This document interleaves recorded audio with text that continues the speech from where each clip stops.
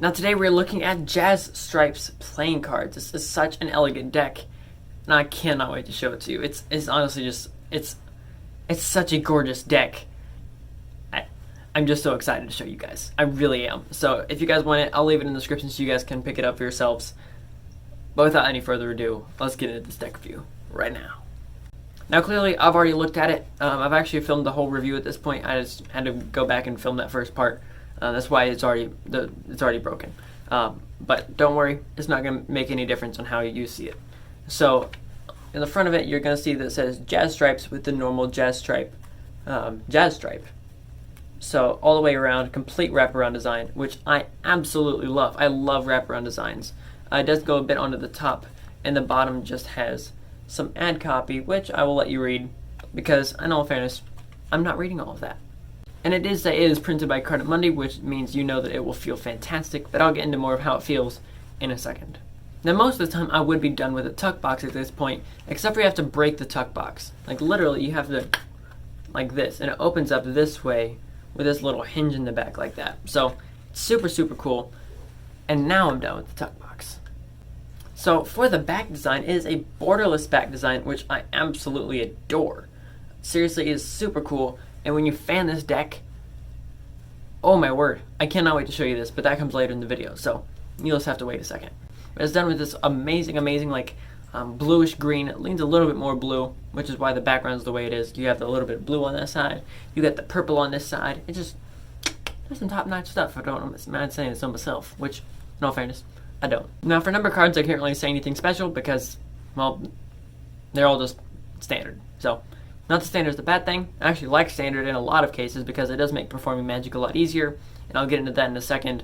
But all the number cards are completely standard. Now you will be able to tell that the court cards have been redone where the blues have been changed out for this Jazz Stripes blue, which does make them a little bit more elegant than they were before, and it makes it fit the theme of the deck. So hallelujah, love that. I do wish they would have changed out either the yellows or the reds or the blacks for the purple as well.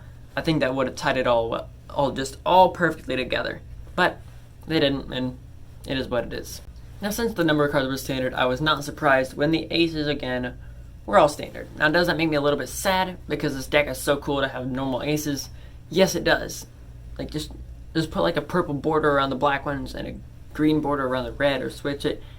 Just change it just a little bit. Just make them all bigger. I don't care. But if you're gonna have a really cool deck that looks like this and then have normal aces, it just makes me sad. Now, here are your duplicate jokers. Now, do I wish they were duplicates? In most cases, yes. These, no. I wish they would have been a little bit customized and had a reveal. I mean, they're literally dropping cards.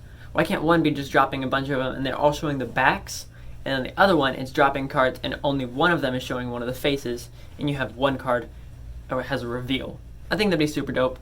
I don't know why they didn't do that. But once again, I didn't create the deck. Now, does that mean I don't like the jokers? No, because that means it'll be fantastic for magic effects, but it's not my style. Now, before we get into the Ace of Spades, we have two ad cards, one of which is a double backer. So, absolutely love double backers and can be fantastic for magic effects. Now, the other one is not one you see that often, and by that I mean a double blank. Now, the reason I do really like this is because it's not only has to be used for a Jazz Stripes deck. A lot of cards that you'll get, like the double backers, double facers, when it's been customized and it has like, if there would have been a double facer, it would have been one of the court cards with a number card. You couldn't have used it in other decks because the other ones don't have that same custom court card. This is a double blank, which means then it can be used in any deck, which is fantastic. And last but not least, of course, your Ace of Spades. Just saying Jazz Stripes with your Jazz Stripe Ace pip. Now let's get down to the stuff that we actually all care about. First of which is, how does the deck fan? Now when it fans one way, holy crap, that looks gorgeous. And the other way is not as bad. It doesn't have the purple stripe all the way around it, which I do like a lot. But I do personally like the other way more. But both ways look absolutely phenomenal. Now of course you also want to know how this deck farrows. So if you go from bottom to top, it farrows like butter, as you just saw. Like seriously, no problems there. And then if you're going to try and farrow from top to bottom, once again, literally every other. So there's no struggle, no trying to fight the deck. Farrowing is absolutely perfect.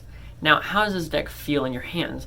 I measure how it feels. I don't have a caliper like Magic Orthodoxy, so what I do is I measure it in two ways. How it feels and how thick it is. Those are two different things. Let me explain that. How it feels is different than how thick it is.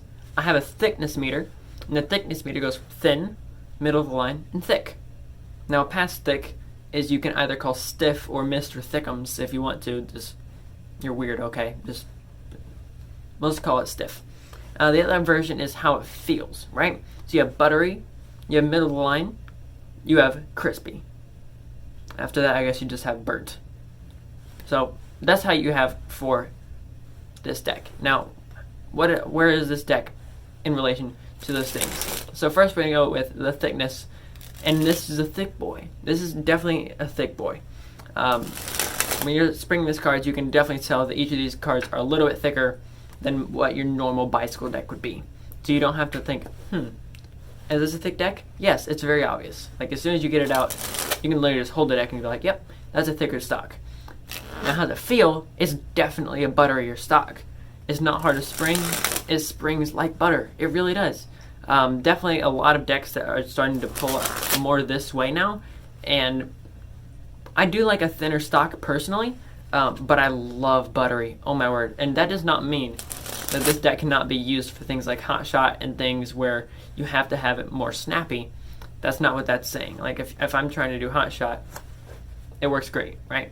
So did I catch the card? No, because I was trying to look at that and that it doesn't work like that. So seriously, things like that, super snappy still works, but it feels buttery, which I love. I love it. It feels fantastic in your hands. No, seriously, clearly we know the deck looks great. I mean, seriously, here's one of the thumbnails that I did with this deck. I mean, seriously, this is just gorgeous, right? So clearly this is a great looking deck, but should you buy it? Well, it depends on who you are. So it really depends on if you are a certain type of person or if you just like collecting decks, if you just like cool cards, and I'll get into all of that. So if you're a magician, I probably wouldn't get it, right? It's not a deck suited for magicians. It's really just not. I mean, it has standard faces. You don't have to worry about that. It has some cool things you can use for Magic. Like, you have a double backer, you have duplicate jokers, you have a blank card on both sides, right? So those things are suited for Magic. But the back design is definitely not a Magic back design. So, am I going to have, like, carry this deck around and use it? Yes. Will there be someone who will come up to me and say, can you do a magic trick? Yes. Will I be able to do a magic trick? Yes. But it's not the first thing that comes to mind. It's not unless a magic deck, but I will 100% use it for Magic.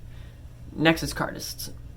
I would 100%, if you are a cardist, pick up this deck. As you already saw it with that thumbnail, when you saw me fan these cards, like, seriously, they just glide. They just bam, right? It's such a gorgeous back design. Since the faces and the court cards are all, they have that little tints of blue to them, I don't see why you wouldn't pick this deck up if you're a cardist. Next, of course, being collectors. And if you're a collector, again, I'd pick this deck up. If you collect certain kinds of things, like series of, like, Cherry Casino playing cards or fill in the blank, this doesn't really have a series. It's made by Got Magic, so if you like Got Magic stuff, if you like Cardamundi stuff, then you can pick this up. But for the most part, this is a deck that you just would think is cool, and you put in one of them babies, right? This is just a cool deck that I'm like, wow, that's dope. I'm going to put it over there. That's really all you can do with that. Next is gameplay. Can it be used for gameplay? Yes, it can. Is it intended for gameplay? Probably not, right? This is a really cool deck. It's elegant. The tuck box is really special. So I probably wouldn't want my friends who don't know a ton about cards to bend these things, right? Gameplay can be used for it. Easy faces to read, but probably not. And lastly, is this a hype deck? No. Hype decks have a negative connotation to them, where it's not much detail put into it, and then you just sell out. This deck, one, is not sold out everywhere, because I put a link in the description, so clearly it's not sold out everywhere. And number two, this deck is freaking cool, right? There are a lot of decks, and I'm like, how the frick did that sell? Wow, it sold out in 10 seconds. What? That makes no sense, right? That's a hype deck. This is not a hype deck. This is dope.